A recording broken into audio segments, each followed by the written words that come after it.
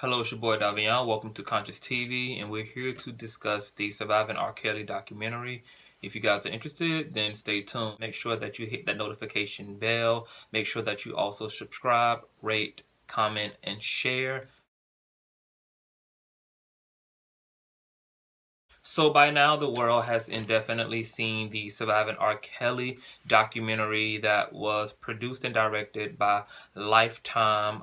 First and foremost, I want to give a huge round of applause and just say that I commend Lifetime on one of the most epic documentaries surrounding and encompassing circumstantial evidence against someone that our legal system has obviously failed at bringing to justice. However, socially, this is a amazing act of social justice, not only in terms of the Me Too movement, not only in terms of the Time Is Up movement, that is a subgenre of the Me Too movement where powerful Black influential women are leading the race against violence and predatory behavior experienced by Black women, because we obviously know that there's been a major lack of intersectionality in terms of these movements, whether it be the Me Too movement, the women's equality movement, whether it be the LGBT movement, that within these movements that are led oftentimes by our white counterparts, but are created by minority groups, end up leaving behind those who initially were crying out for justice. But I just watched the last part 5 and part 6 of this documentary, and it has put me into a bit of a cumbersome mood. And instead of just making this about entertainment, we're going to actually have a discussion. So I hope you guys are ready for a real conversation. There's a lot of motherfucking shit to unpack as it relates to this documentary. And this is not even something that I'm even sure that I can speak fully on as it relates to one single video, but I'm going to try to pack this one video with as much information and as much perspective as I possibly can. So this is not going to be a kiki. We are going to go to class and have some very teachable moments, and I would definitely encourage you guys to stick around and hear this video out from top to bottom, because I'm also going to say what I believe should happen to R. Kelly, and this might actually shock a lot of people, but stick with me and we're going to travel from the Genesis to the Revelation. So first and foremost, I'm going to say that I absolutely am not a R. Kelly supporter. Ever since the whole Aaliyah and then the sex tape situation, I tossed R. Kelly away. I was never much so a fan of R. Kelly to begin with. He was never my artist of choice when it came to putting on music, but I also didn't have an issue with him musically. But when the sex tape surfaced and the Aaliyah situation dropped, I was done. And obviously ever since both of these instances, R. Kelly has continued to perpetuate this pedophile, predatory behavior that has certainly continued to reinforce my unwillingness to co-sign anything that is of R. Kelly. Matter of fact, when I Admit came out, I did a video and completely trashed R. Kelly's song. I thought it was complete bullshit. I've just been done with R. Kelly. So I'm going to say this. I believe the testimonials of all girls involved. I believe the testimonials of the producers and the managers that also came forward, who also played a huge role in keeping pretty much this whole cult in the dark, from forging paperwork to literally being complicit and being fucking silent on what they saw and what they experienced. And let's be clear about being complicit. Being complicit is criminal. You don't have to be a pedophile. You don't have to be the criminal. You don't have to be doing the crime in order to be a criminal.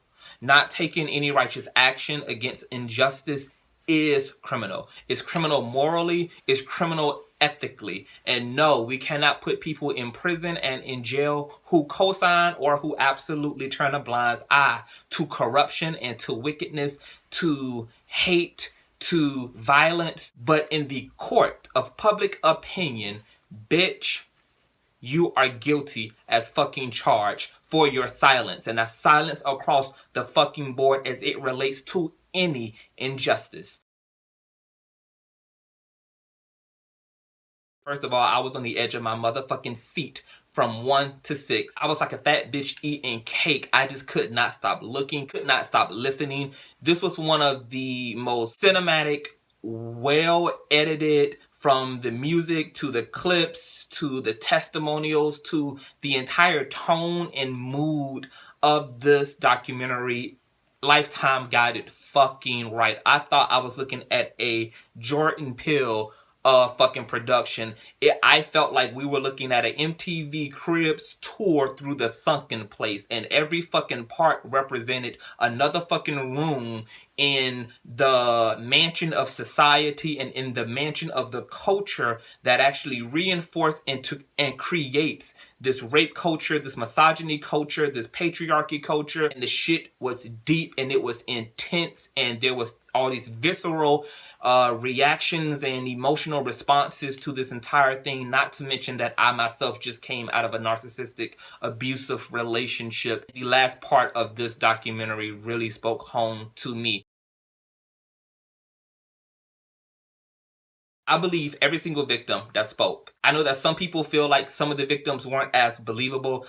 I know that some people are just naturally going to be doubtful because we are living in the Me Too movement, and we were able to witness the Bill Cosby trial, and there were people who came forward like Janice Dickerson outright lied about the allegations. And so when we have circumstantial evidence, which is why they have not been able to indict R. Kelly. This is why they have not been able to bring R. Kelly to justice, because there's a lot of circumstantial evidence, whereas it gets real close to being absolutely objective evidence, but there's no objective nailing in the coffin because the laws end up always being in favor of him, or the way that the victims narrate their experiences are downright lie when it's time to really come forward and to indict R. Kelly, such as in the case of Sparkle's niece, who lied about it being her on the camera, and her parents co-signed and said that is not our daughter, and R. Kelly walked away scot-free. And so R. Kelly kept finding himself in very unique, favorable positions, and he would get right to the fucking edge of being able to be a man who could be taken down, but things circumstantially kept working in favor of him. My one issue with this documentary that I felt like made it easy for people to be speculative and to be hesitant to believe all of the key players involved, all of the women's testimony, is the fact that these women looked really nice. This was an opportunity for these victims to actually exist within their victimhood. This was the time for them to actually be victims and be broken and to be present in that brokenness. So for me, sometimes it was hard in this documentary to really be present in the victim's victimhood, because I'm looking at you with a beat face. I'm looking at you with your hair is laid, your baby hairs are laid, you're dressed to the nine, but you're telling me this horrific tale and this horrific experience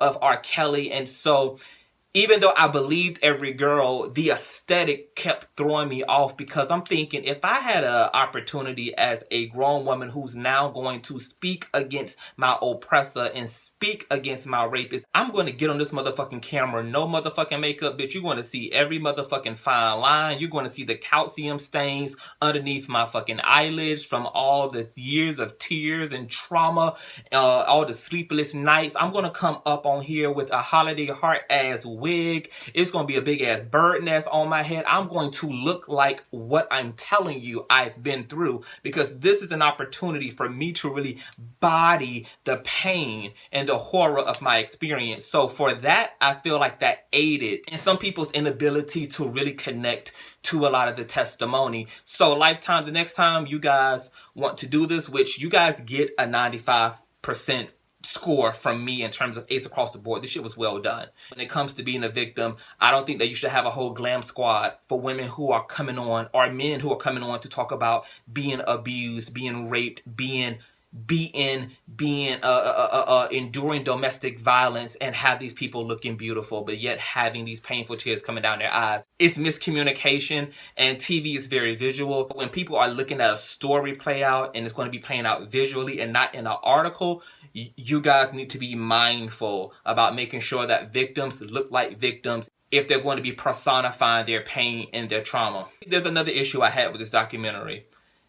I don't want to hear from Wendy Williams, and I don't want to hear from Charlemagne the God. Charlemagne the God just had his own motherfucking controversy, situations he found himself in as a young man as it relates to underage girls. So I don't want to hear from fucking Charlemagne. Why is he here? Wendy Williams is crazy as all hell and been sold her soul to Hollywood. I don't want to hear this bitch try to be empathetic toward victims either. She herself has been and is building her career off of exploiting the drama of Hollywood, even when it's time to be a whole human being. Wendy Williams' only fucking motive in covering any fucking story is just to give you the hot tea of it all. So that shit was like a complete fail for me. R. Kelly had a typical urban upbringing. R. Kelly was described as a bit of an introverted individual. He stayed inside, wasn't really social, couldn't get girls to save his life, and really put a lot of his attention into his musical talents.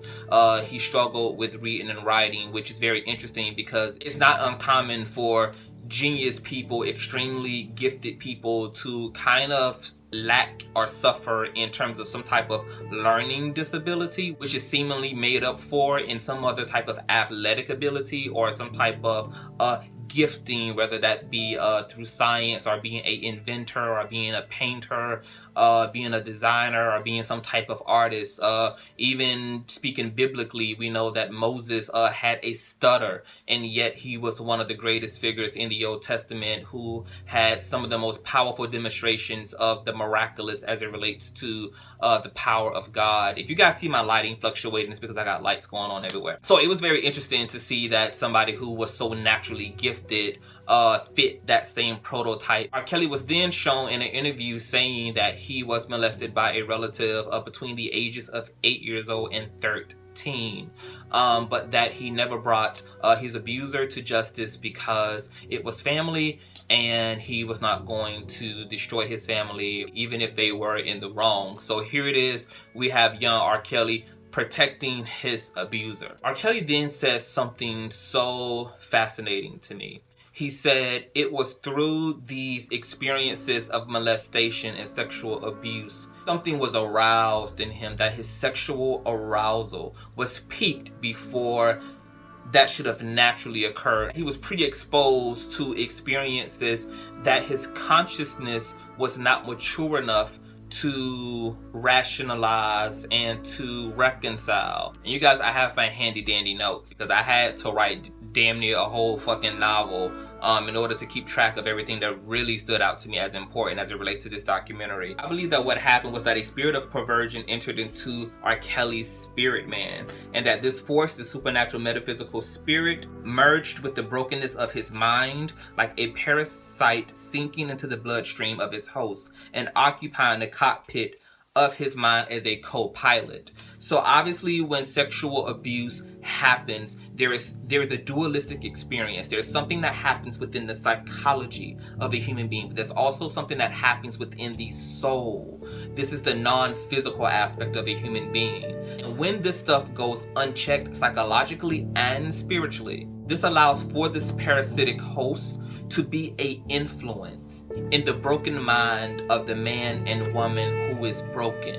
So that means that they not only have deviant behavior reinforced by a brokenness and a glitch in the mind, there's also this extra help this broken mind has through this voice that's acting as an impulse to do deviant things, to desire deviant things, pushing you to be attracted to sexual acts that could be considered perverse, that are considered to be disgusting and vile and unnatural, pissing in someone's mouth, defecating in someone's mouth, the sleeping with animals, the attraction to children. And if you study pedophiles, you will find that the majority of pedophiles are victims of sexual abuse themselves. So these things literally act as a generational curse. as a perpetual pathology that plays out generations and generations of generations of people who are being victimized and who are not being healed through therapy and not being healed through deliverance. Now, I'm going to get into this particular topic in another video as it relates to what I'm about to say, but if you guys are wondering, why is it that some homosexuals can be delivered from being gay and why some homosexuals can't be delivered?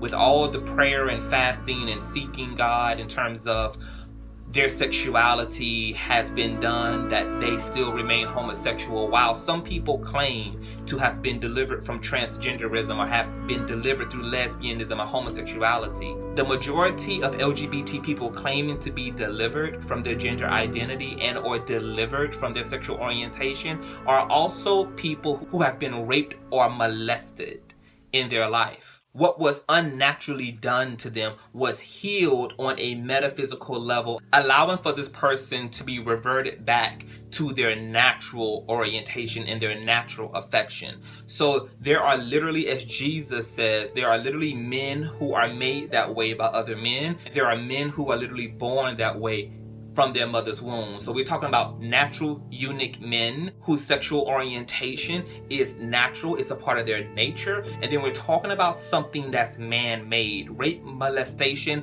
and the trauma and the psychological damage done to people who have endured sexual abuse, have had something unnatural done to them.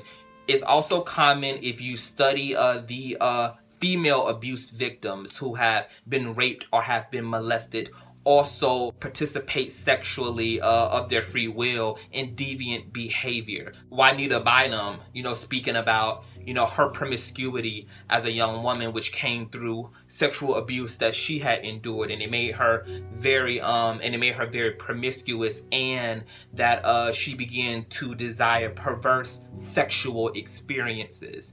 And so there's a connection between psychological trauma, sexual abuse, and how this can alter one's natural sexual orientation and can actually perverse and corrupt one's sexual desire.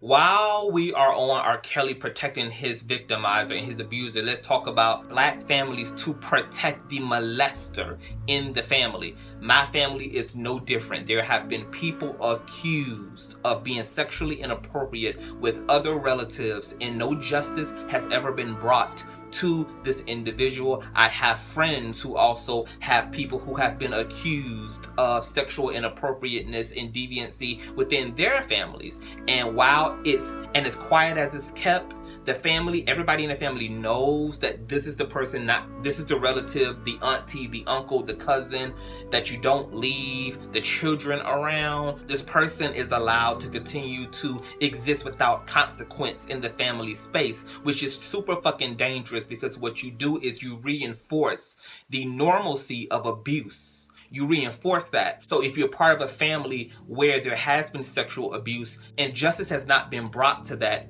and then you yourself are somebody who eventually encounters sexual abuse, maybe through a relationship, or maybe you're raped or molested by a relative yourself, you are going to find it difficult to also come forward and to speak openly and to stand up for yourself, because complicity has become normal. So we've got to break these generational curses of silence. Black families have got to get out of this prideful shit. Don't bring shame to the family. Bitch, you're bringing shame to the family by protecting a known fucking molester and a known motherfucking rapist. And it's one thing if you don't want to take it to the law, but it's another thing for this shit to just not be addressed, for there to not have been any confrontation on any level with the person who everyone knows in the family has been sexually inappropriate and abusive toward other relatives or toward any fucking body.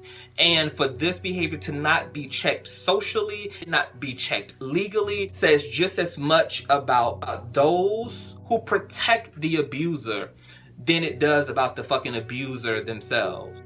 So obviously, because R. Kelly never sought help, he never got any therapy, he never got any spiritual healing as it related to his abuse and him being taken advantage of when he was a young boy. This behavior was perpetuated through his career as an adult male. This is where the Aaliyahs enter into the picture. This man's comfortability in his deviancy and in his inappropriateness and in his wickedness is just almost unfucking believable. It's almost unfucking believable. I know the reality of just how extreme this sounds from the outside in, but for anybody who has dealt with somebody using their power to manipulate you, to control you, or if you've been taken advantage of by people in high positions, people who you would never think would cross any of those lines, who could be trusted, then crossing those lines, defiling that trust, defiling that covenant and that relationship is extreme. The shit is motherfucking extreme.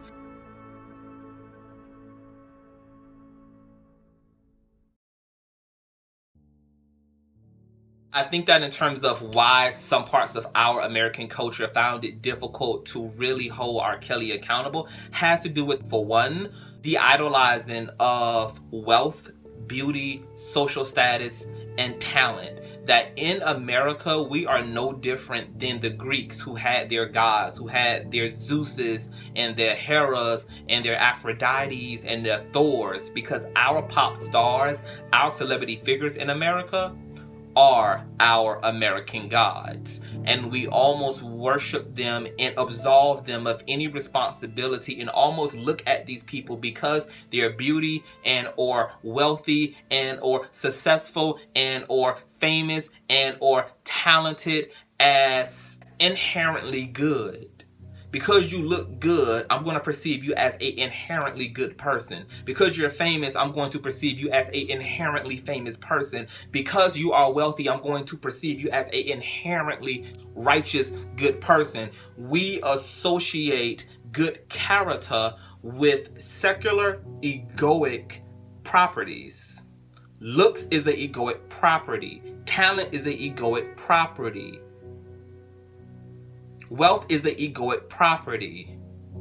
Because you're in a suit, because you're really articulate, because you are really attractive, because you really are talented, does not mean that you are not the sickest amongst the litter. And so we've got to differentiate, and I believe the Me Too movement was incredible at not only revealing the predators of Hollywood and the predators of power, but it also helped to show us that as a society, as a fucking society, as a humanity, that we also create this predatory behavior because we make these people God. We make them God just simply because of the part of them we fucking enjoy. See this as it relates to the church. We see how the church worships their pastor. Pastor can be accused of several different affairs. Pastor can be accused of extortion. Pastor can be accused of pedophilia. We saw this shit happen within the Catholic Church, and yet these people still occupy their titles, still have their certificates, still can get up every fucking Sunday, and didn't honestly miss a beat in terms of audience members and followers. And it's sickening behavior. We saw a lot of the same bullshit, empathizing and rhetoric as it relates to Bill Cosby, because Bill Cosby played a righteous man on a fictional television sitcom. He in real life was perceived as a holy grail figure, and people were literally conflating issues trying to defend a fictional character, when in fact the man behind the character, the man behind the costume, the man behind the script was sick and privileged, and used his privilege as a man, used his privilege as a famous man to take advantage of naive and gullible women throughout his time as Bill Cosby. Now, there's obviously got to be major accountability regarding those who have power in whatever way they have power. Wherever your power and privilege is, there needs to be fucking accountability. But also as a culture, we got to realize that we create culture. that makes the way that we perceive sexual abuse, that we perceive hate and discrimination as things that should be met with passiveness. So for instance, rape culture, and how with the Bill Cosbys and the Charlemagnes and the Harvey Weinsteins and all of the people that have been indicted, all the people, AJ for 106 in Part now has 10 women coming forward saying that he has been sexually inappropriate with them. And the society of today was also the same society that has listened to and attended concerts by Rick Ross, by Lil Wayne, by countless hip-hop artists specifically, who literally rap about sedating a woman, taking advantage of her, and then being gone by the morning. Who literally speak about getting a woman high, giving women date rape drugs just to get in their fucking pants. And we bumped this music and we made this type of music and made this type of art.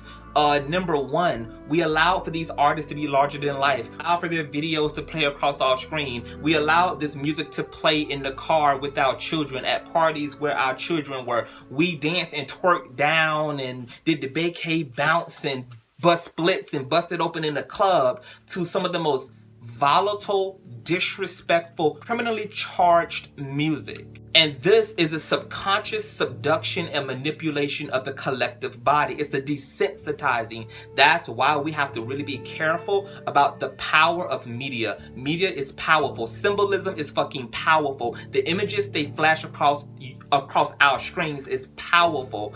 The way they narrate terrorism, the way they narrate the black community, the way they narrate women, the LGBT, we have to be meticulous about listening closely to the language being used, the lack of or the context of the narrating that's going on about things, what's being pushed to the forefront in terms of visibility and what's not. Why is it that a war on terror and ISIS and Iraq gets more attention than the systemic racism of America do? Why do we spend our time on major news outlets that reach millions of people globally and nationally and use that space talking about some dumb shit Donald Trump said, instead of the perceived predators in our country like R. Kelly? Why is R. Kelly not making Fox News every fucking day? Why is R. Kelly not CNN storyline every fucking day? We know we have to pay attention to this because there's a conditioning that's going on. The same way that world star hip hop has desensitized us to violence. So now it's easier to walk past two people beating the shit out of each other and just continue on to the grocery store as usual business,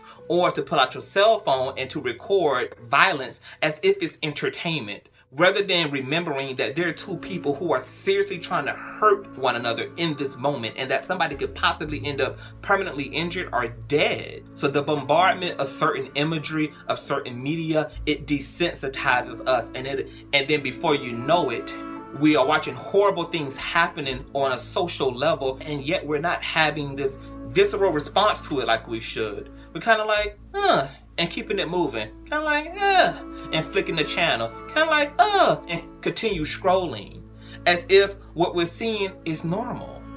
And it's not. It's not.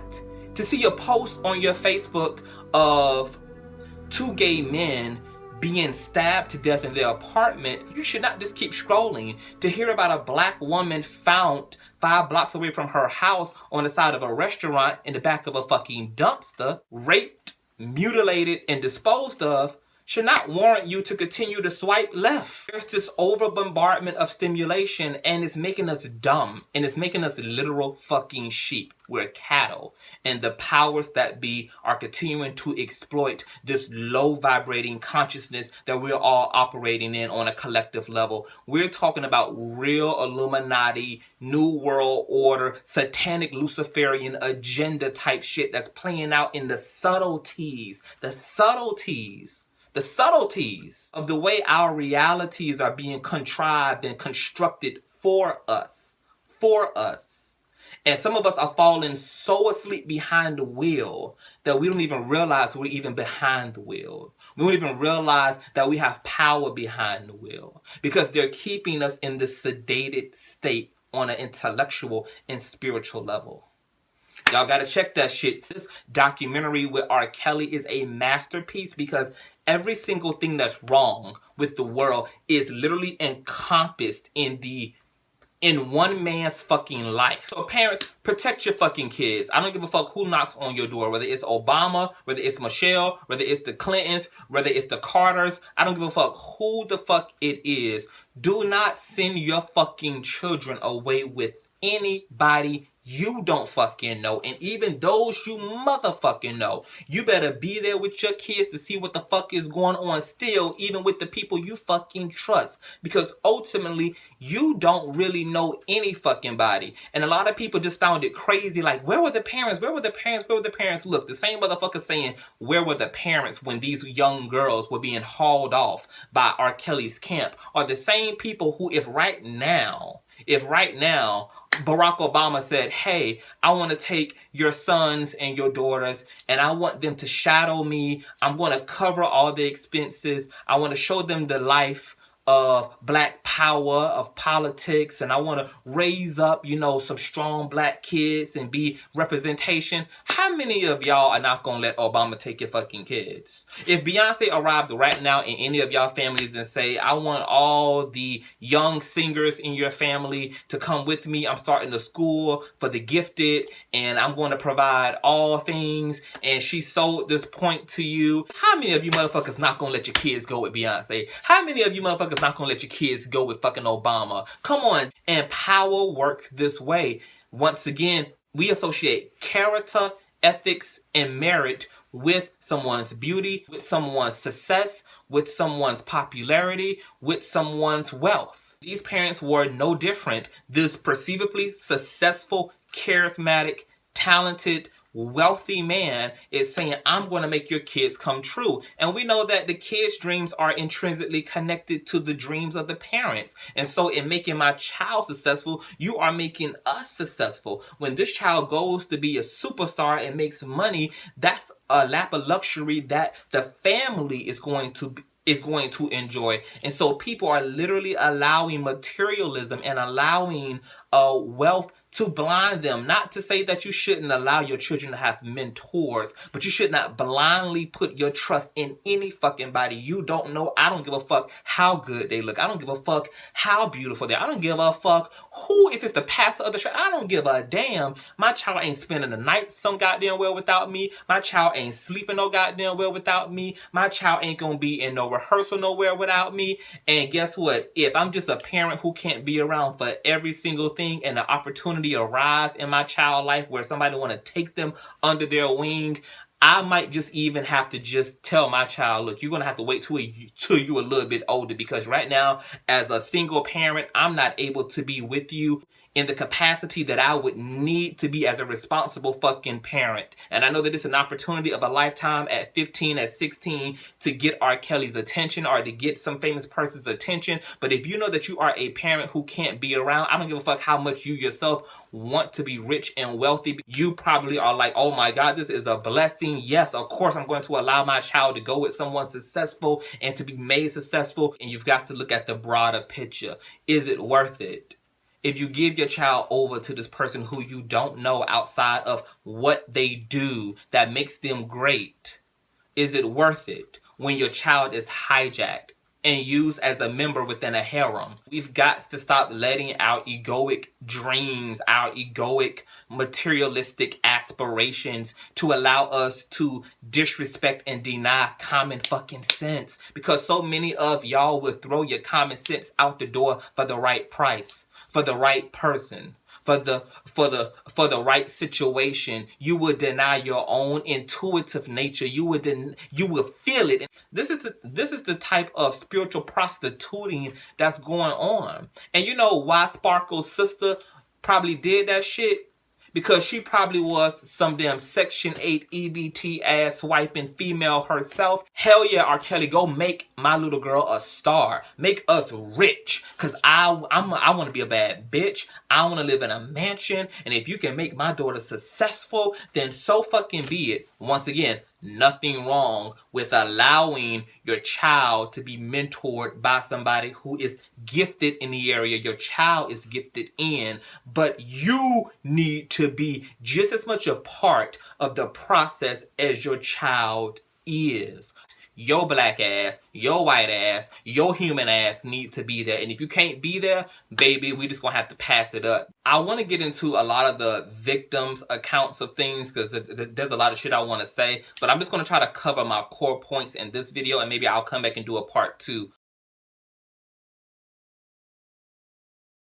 Court ruling versus the court of public opinion. So like in the case of the Savage family, who absolved R. Kelly of the things he was accused of because in the court of law, he was found to be innocent. And they attended a R. Kelly concert with their daughter. Their daughter was able to meet R. Kelly. She was texting and talking to R. Kelly unbeknownst to them, ended up at his hotel without informing them, and then they ultimately lost their fucking daughter. We do have an issue in our society in terms of what happens when the court of law finds somebody innocent who actually may be guilty.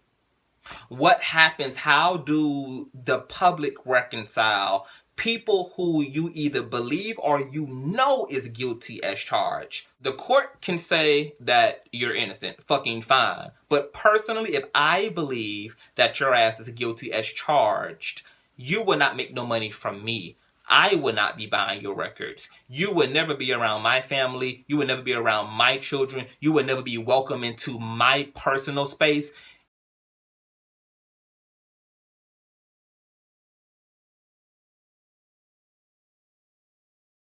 If the justice system has done their fucking jobs and they have found that they cannot indict you based upon the testimony and the evidence, fucking fine. But I don't have to necessarily believe that, because we know that judges and juries paid the fuck off. Paid to push a narrative, paid to push a ruling, paid to do so. So it's a system that's just corrupted and is flawed in so many damn different directions. So as a public, just because the court say that R. Kelly ass is innocent does not mean that we still have to find his ass innocent. We can respect the law for doing their fucking job. If they say he's innocent, that's what they're fucking saying. But I still don't have to support you.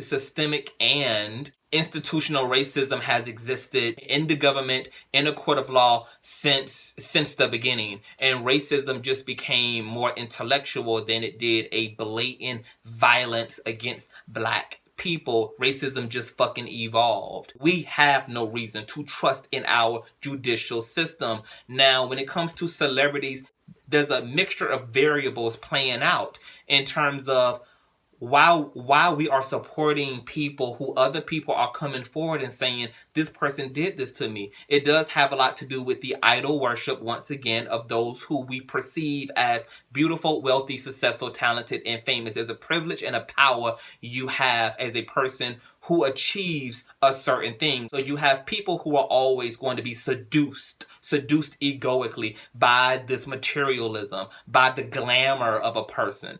But then you also have in this country black people wanting to support R. Kelly and look at him as innocent simply because it's white America's standard of law that is judging a black person. And I will be honest, as a black person in this country, when I see a white defense team trying to indict a black person, somewhere inside of me, I always have to think, is this motivated by racism? I think because of the issue of white supremacy, because of the issue of systemic and institutional racism in this country, I'm more inclined, and this is just me personally, I am more inclined to find a ruling or a counter argument made by a group of the same ethnicity to be more believable. Meaning that I would rather see black people trying to indict other black people than to see white people trying to indict black people. I can't trust white consciousness. I can't trust white intention. I can't trust white people. Because the system is corrupted, is in their favor. The system is created for their advantage. And I feel like some of the people who were rooting for R. Kelly, wanting him to be free, were resisting white judgment. Those same people at that time who were wanting to see R. Kelly walk out of those courtrooms as innocent could have been people who could have been influenced to see R. Kelly for what he really was if the defense team against R. Kelly was also black.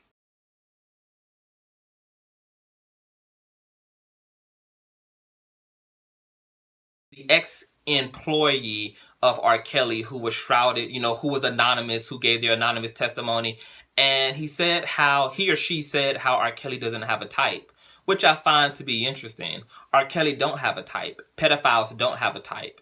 Their attraction to children is not physical.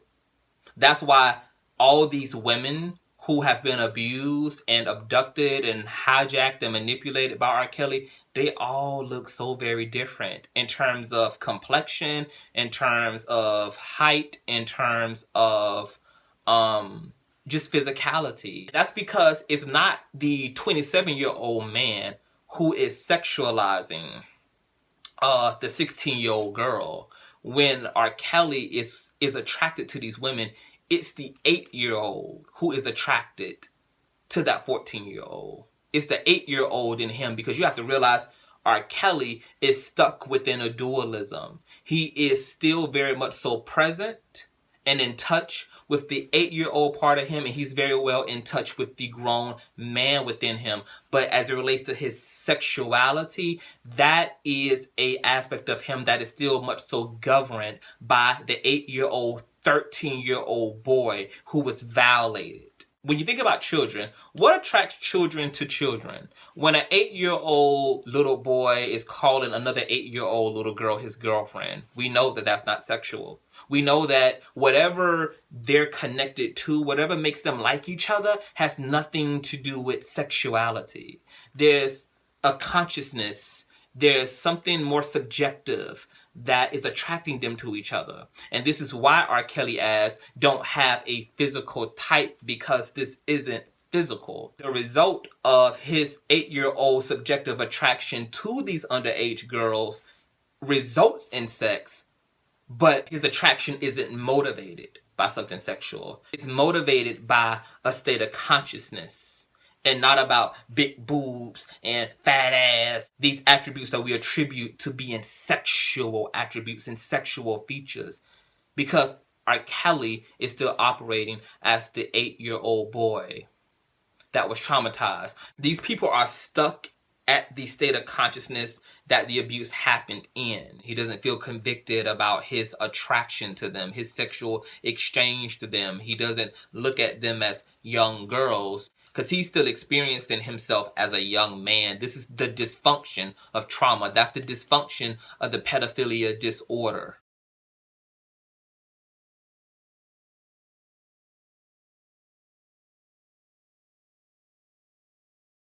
So last but not least, before I wrap this video up, and there will be a part 2, I want to talk about the fate of R. Kelly.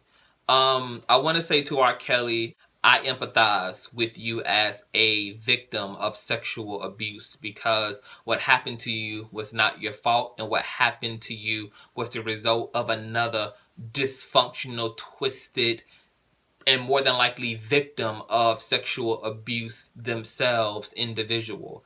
And I'm sad and I'm hurt for the little boy in you who had to experience what you experienced, not simply being violated once, but being violated over a 5-year period, a 6-year period of your life.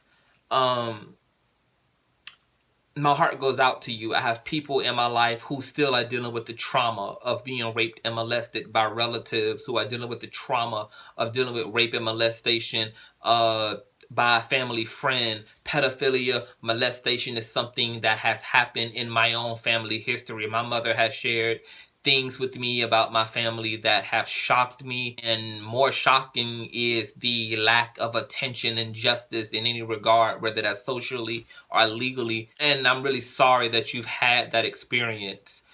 It now is very clear as a man that you are not interested in seeking help, that your sociopathic, full-blown narcissism and pedophilia is absolutely ruling your life, And you are now a 40, 50-something-year-old man who still is abusing, manipulating, and destroying the lives of women all across this country, and certainly young women who don't have the mental and emotional wherewithal to disengage from what they know is not right, because you are playing off of their youth and their gullibility and their naivety.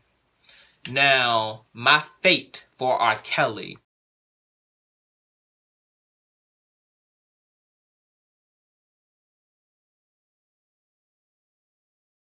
Because of the consistency of his behavior, because of the lack of accountability, the unwillingness to correct and seek help, and to take responsibility for himself, I'm going to ask you, R. Kelly, to dispose of yourself by any means necessary. You are unable to stop the behavior that is contributing to the destruction of other people's lives. And because our justice system has felt these victims, our justice system has also failed you, I'm going to ask you to stop your own self by any means necessary. If that means severing your own private genitalia, if that means self-destructing, and I'm going to be real clever about my wording. If any of you are trying to figure out exactly what do I mean by telling R. Kelly to self-destruct by any means necessary, I'll quote Jesus. Luke 17, 1 through 10 says, Jesus said to his disciples, "Things that cause people to stumble are bound to come, but woe to anyone through whom they come. It would be better for them to be thrown into the sea with a millstone tied around their neck than to cause one of these little ones to stumble." Jesus said that if any man's desire, especially as it relates to children, the little ones, causes him to stumble, and to stumble in such a way that he cannot stop himself through ordinary means of discipline, of being strong-willed, that it would be better for him to tie a millstone around his neck and sink himself than it would be to stand before him on the day of judgment. R. Kelly, I'm praying for you to do two things. Bring these women to justice by turning yourself in and admitting to your wrongdoing, even if that means serving the rest of your life out in prison and or ending up on death row, or put yourself on death row. Stop yourself from hurting another woman. Stop yourself from hurting the women you've already manipulated and who are willing to endure that abuse because they've been brainwashed. To the victims, if any of you see this video, run. Run. R. Kelly don't love you. R. Kelly don't love himself. R. Kelly is wicked. R. Kelly is an old man who's going to die a miserable death, and you're going to be left to pick up the pieces of a shattered soul. Don't continue to do this to yourself. Listen to your family. Go back home to people who love you, who want the best for you. Being chained up and treated like a fight dog is no way for any human being to live. You guys are letting your whole life pass you by, and you're fucking yourself up inside and out in ways that you will not understand, and in ways that you will regret when it's all said and done. Run for your life. Barefoot, no clothes on and all. Run. Run for your life. R. Kelly is a sick and deranged man, and you all know it on one level or another. Don't let this thing get worse, because it ain't gonna get no better. It ain't gonna get no better. It ain't gonna get no better.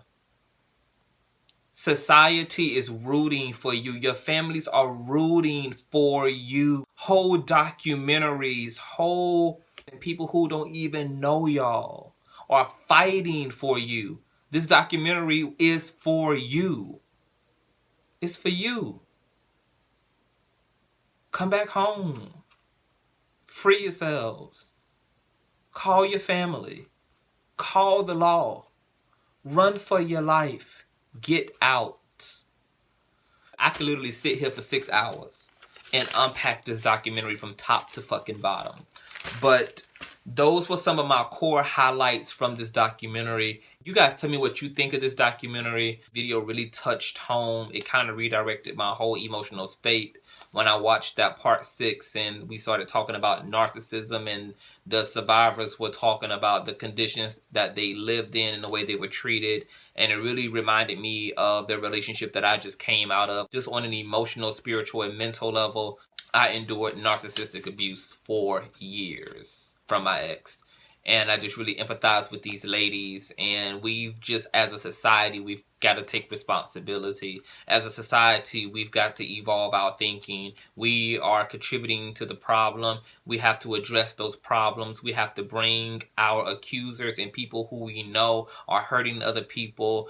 We have to bring them to accountability. It doesn't matter whether it's grandpa, it doesn't matter whether it's grandma, it doesn't matter whether it's uncle, brother, sister. Protecting those who are hurting and abusing other people is not right, period. It's not right. And I don't give a fuck whether you're related to them or not. I don't give a fuck who the fuck they supposed to be in the world. I don't give a fuck if they're somebody. I don't give a fuck what they have. I applaud the last victim who said that if R. Kelly was any other man, she would have sought justice for contracting an STD from. And she said R. Kelly should be held to no less of the law than any other man who she would have contracted a disease from. And I applaud you. I applaud you. Let this documentary be the reason why you speak up and you speak out. Do not wait and wait and wait and wait and wait. Bring these people down. Bring them down. Because many of them are just going to become R. Kellys.